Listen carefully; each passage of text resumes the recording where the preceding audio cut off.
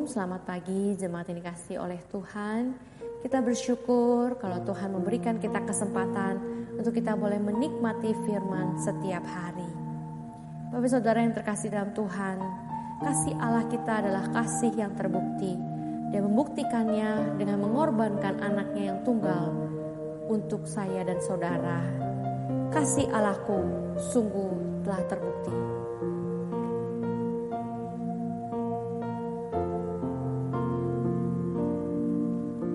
Kasih Allahku sungguh telah terbukti ketika Dia serahkan anaknya. Kasih Allah mau berkorban bagi kau dan aku. Tak ada kasih seperti kasih-Nya. Bersyukur, bersyukur, bersyukurlah, bersyukur karena kasih setia-Mu.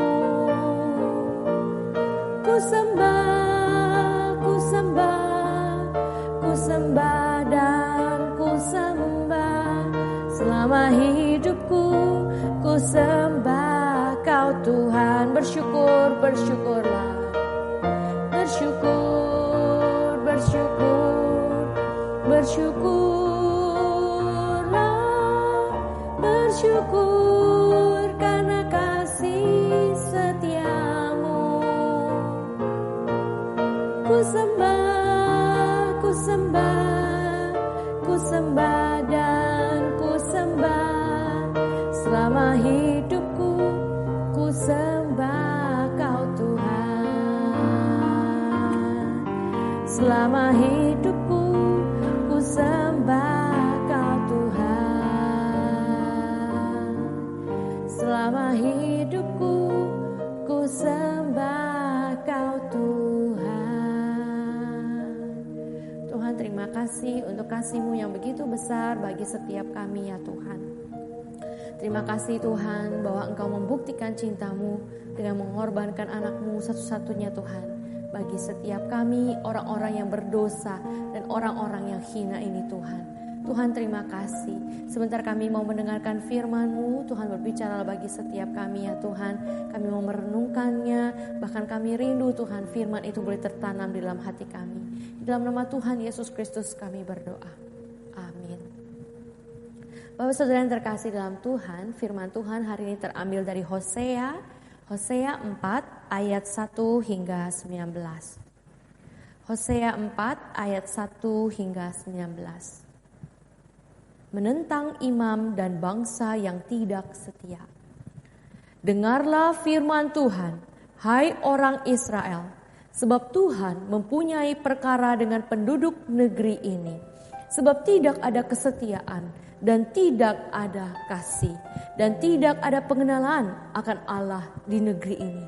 Hanya mengutuk, berbohong, membunuh, mencuri, berzina, melakukan kekerasan dan penumpahan darah menyusul penumpahan darah. Sebab itu negeri ini akan berkabung dan seluruh penduduknya akan merana. Juga binatang-binatang di padang dan burung-burung di udara, bahkan ikan-ikan di laut akan mati lenyap. Hanya janganlah ada orang mengadu dan janganlah ada orang menegur, sebab terhadap engkaulah pengaduanku itu, hai imam. Engkau akan tergelincir, jatuh pada siang hari. Juga nabi akan tergelincir, jatuh bersama-sama engkau pada malam hari. Dan aku akan membinasakan ibumu. Umatku binasa karena tidak mengenal Allah. Karena engkaulah yang menolak pengenalan itu, maka aku menolak engkau menjadi imamku. Dan karena engkau melupakan pengajaran Allahmu, maka aku juga akan melupakan anak-anakmu. Makin bertambah banyak mereka, makin berdosa mereka kepadaku. Kemuliaan mereka akan kutukar dengan kehinaan. Mereka mendapat rezeki dari dosa umatku dan mengharapkan umatku itu berbuat salah. Maka seperti nasib rakyat demikianlah nasib imam. Aku akan menghukum dia karena tindakan-tindakannya, dan aku akan membalaskan perbuatan-perbuatannya kepadanya. Mereka akan makan tetapi tidak menjadi kenyang. Mereka akan bersundal tetapi tidak menjadi banyak, sebab mereka telah meninggalkan Tuhan untuk berpegang pada sundal. Anggur dan air anggur menghilangkan daya pikir. Umatku bertanya kepada pohonnya, dan tongkatnya akan memberitahu kepadanya, sebab roh perzinahan menyesatkan mereka, dan mereka berzina meninggalkan Allah mereka. Mereka mempersembahkan korban di puncak gunung-gunung dan membakar korban di atas bukit-bukit, di bawah pohon besar dan pohon hawar dan pohon rimbun, sebab naungannya baik. Itulah sebabnya anak-anakmu perempuan berzina dan menantu-menantumu perempuan bersundal. Aku tidak akan menghukum anak-anak perempuanmu sekalipun mereka berzina, atau menantu-menantumu perempuan sekalipun mereka bersundal, sebab mereka sendiri mengasingkan diri bersama-sama dengan perempuan-perempuan sundal dan mempersembahkan korban bersama-sama dengan sundal-sundal bakti, dan umat yang tidak berpengertian akan runtuh. Jika engkau ini berzina, hai Israel, janganlah Yehuda turut bersalah. Janganlah pergi ke Gilgal, dan janganlah naik ke Bet Awen, dan janganlah bersumpah demi Tuhan yang hidup. Sebab Israel degil seperti lembu yang degil. Masakan sekarang Tuhan mengembalakan mereka seperti domba di tanah lapang. Efraim bersekutu dengan berhala-berhala. Biarkanlah dia. Persepakatan para pemabuk. Mereka menyerahkan diri habis-habisan kepada persundalan. Mereka lebih mencintai kehinaan daripada kemasyuran mereka. Angin melingkupi mereka dalam sayap-sayapnya, dan mereka akan mendapat malu karena korban-korban mereka. Bapak saudara yang terkasih dalam Tuhan, santapan harian hari ini dengan judul Ketika Kasih Menghilang. Bapak saudara, Tuhan sangat berduka cita karena cinta kasih menghilang dari tengah kehidupan umat yang dikasihinya.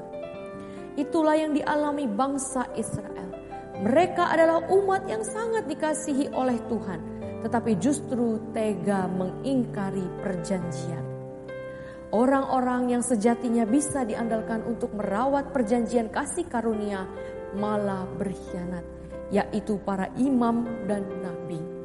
Mereka tidak menjalankan tugas sesuai dengan panggilannya. Mereka seharusnya mewartakan kasih Tuhan dengan segala kebenaran, kesetiaan, dan keadilannya. Kenyataannya mereka malah lebih mengutamakan materi. Ironisnya, mereka malah memelopori untuk menolak pengenalan akan Allah. Dengan terang-terangan mereka malah berselingkuh dengan ilah lain. Bapak saudara yang terkasih di dalam Tuhan, dalam keadaan seperti itu, cinta kasih berubah menjadi kemurkaan. Ini tampak melalui kisah penghukuman Allah terhadap umat yang meninggalkannya. Hati Allah kian sakit ketika umatnya lari kepada para penenung dan berhala di Kanaan. Mereka mempersembahkan kurban di puncak-puncak gunung dan di atas bukit-bukit. Bahkan mereka melaksanakannya dengan gembira. Ini tandanya bahwa umat kesayangan Tuhan itu lebih mencintai kehinaan daripada Allah sendiri. Mereka seolah tidak tahu jika meninggalkan Allah berarti berjalan menuju kebinasaan. Mereka tidak sadar dengan tindakan itu malapetaka sedang mendekat mereka. Allah dapat mencabut kemuliaan mereka sebagai umat yang disayangi dan membuat mereka terhina dengan menjadikan mereka sebagai bangsa tawanan. Bapak ibu saudara yang terkasih, jadi bagaimana supaya kasih tidak menghilang dalam kehidupan bersama atau memulihkan kembali kasih yang telah hilang? Pertama, kita harus mengenal Allah. Sebab Allah adalah pribadi yang penuh kasih, yang mencintai keadilan dan kebenaran. sehingga akan mendatangkan keyakinan dan keteguhan hati. Yang kedua, Bapak Saudara, kita harus tinggal dekat dengan Allah. Dengan demikianlah kasih-Nya akan terjaga dalam persekutuan yang intim dengan Allah. Mari kita bersama-sama kita berdoa supaya setiap kita hidup mengenal Allah, bahkan kita tinggal dekat dengan Allah. Mari kita berdoa. Bapa kami yang ada dalam surga, ya Tuhan. Tuhan, ampuni setiap kami, karena seringkali Tuhan kami seperti imam-imam ini.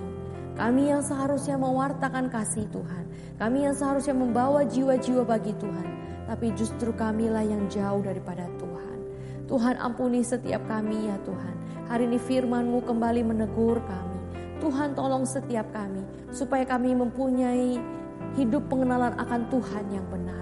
Tuhan, tolong setiap kami agar setiap kami hidup melekat dengan Tuhan, sehingga Tuhan kasih-Mu tetap terjaga, sehingga ya Tuhan Engkau tetap mengasihi kami, ya Tuhan.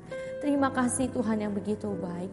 Tuhan, tolong setiap kami. Di dalam nama Tuhan Yesus Kristus kami berdoa.